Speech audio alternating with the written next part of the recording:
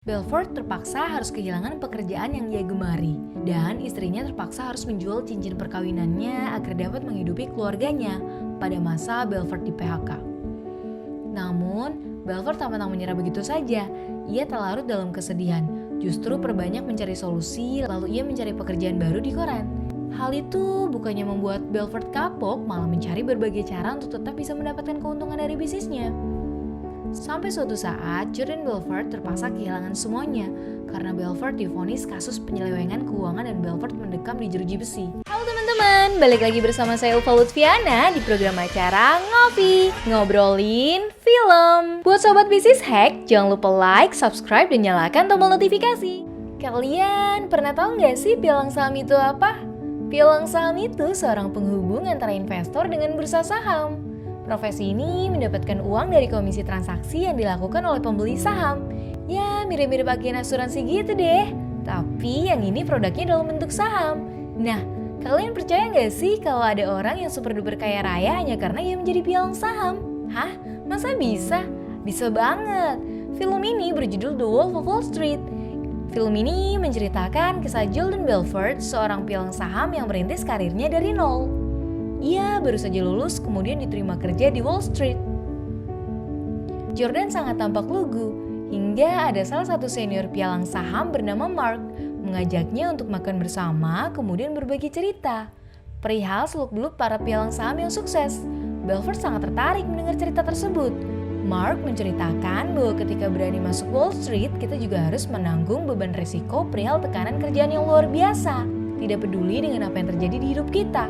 Tak peduli para investor mendapatkan keuntungan atau bahkan gulung tikar sekalipun karena saham mereka. Wall Street hanya mau kita terus mendapatkan klien dari setiap harinya. Begitupun Mark menjabarkan bekerja sebagai pialang saham haruslah pintar merayu klien agar dapat mempermudah pekerjaan. Kemudian Belfort yang tadinya berpikiran hanya sesuai aturan mulai mencari cara agar pandai merayu calon klien untuk mempermudah pekerjaannya. Dan Belfort akhirnya mengikuti semua hal yang disampaikan teman kerjanya. Yakni, semua itu hanya ilusi, bahwa para penanam saham itu cuma orang kaya di atas kertas. Para pialang sahamlah yang benar-benar kaya, karena banyak komisi yang dihasilkan dari setiap transaksi. Mark juga memberitahu Belfort cara untuk selalu bahagia dalam bekerja, yaitu dengan menggunakan narkoba dan menyewa pekerja komersil. Hingga suatu ketika, Belfort sedang semangat-semangatnya mendapatkan banyak klien. Hal tersebut kemudian terwujud. Di bulan berikutnya, Belfort semakin semangat untuk mendapatkan lebih banyak lagi klien. Namun, sayang sekali, pada saat itu terjadi Black Monday atau peristiwa crash keuangan dunia yang membuat nilai saham anjlok parah. Hal tersebut tentu berdampak pada Wall Street, di mana mereka mendapat banyak telepon untuk permintaan uang kembali yang pada akhirnya membuat Wall Street bangkrut. Dan semua karyawan diberhentikan termasuk Belfort. Belfort terpaksa harus kehilangan pekerjaan yang ia gemari. Dan istrinya terpaksa harus menjual cincin perkawinannya agar dapat menghidupi keluarganya pada masa Belfort di PHK. Namun, Belfort tak pernah menyerah begitu saja.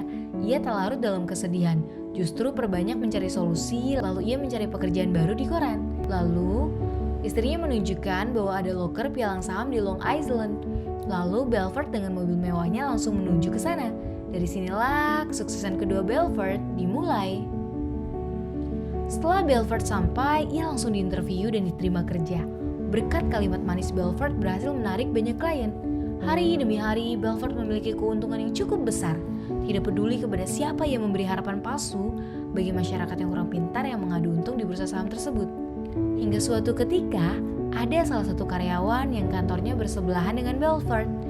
Ia sangat penasaran dengan jenis pekerjaan yang dilakukan oleh Belfort. Ia pun tidak percaya di ruko yang sama namun bisa menghasilkan uang sebanyak Belfort. Melihat mobil yang dikenakan Belfort, kemudian Donnie memutuskan untuk mengikuti jejak Belfort. Hal tersebut membuat Belfort memiliki ide untuk membuka firma pialang saham sendiri yang bernama Stratton Oakmont.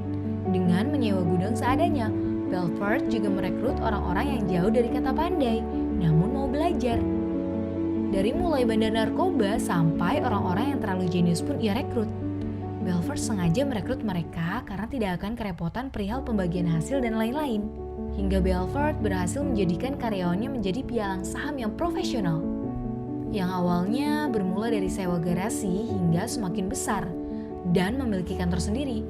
Hal tersebut berkat kalimat manis serta harapan-harapan yang dilontarkan pada kliennya.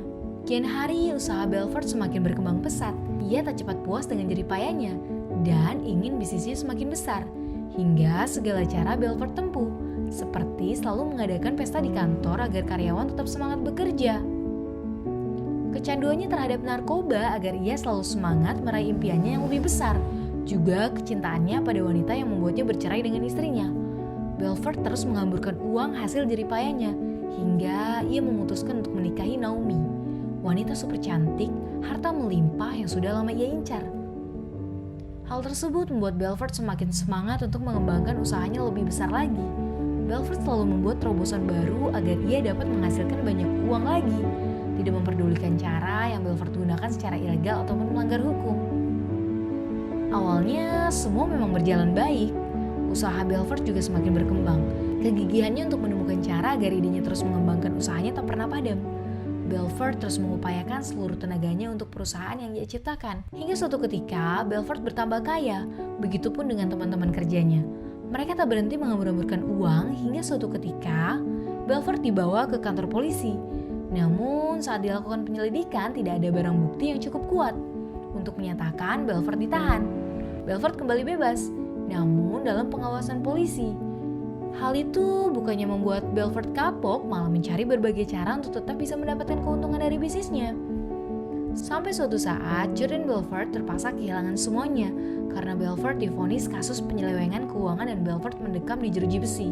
Selain itu, Jordan Belfort juga kehilangan istri barunya, sehingga kini ia tidak memiliki apa-apa lagi untuk dibanggakan.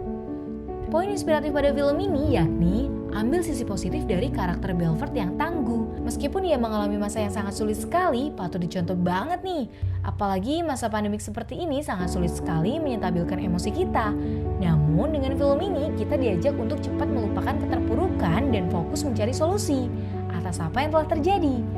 Belfort juga mengajarkan bahwa untuk menjadi pemenang kita harus memiliki jiwa optimisme yang tinggi, juga pemberani, juga berani ambil perubahan serta jangan berhenti untuk terus berinovasi dan belajar hal baru. Dan juga ketika kita sudah di atas jangan sampai lupa untuk tetap lihat ke bawah. Nah, sudah setangguh apa sih kalian dalam menghadapi tantangan pada bisnis kalian? Sudah berapa kali jatuh bangun dan mana yang lebih kalian fokuskan? Meratapi atau beranjak berlari? Yuk sharing dengan cara komen di bawah ini. See ya!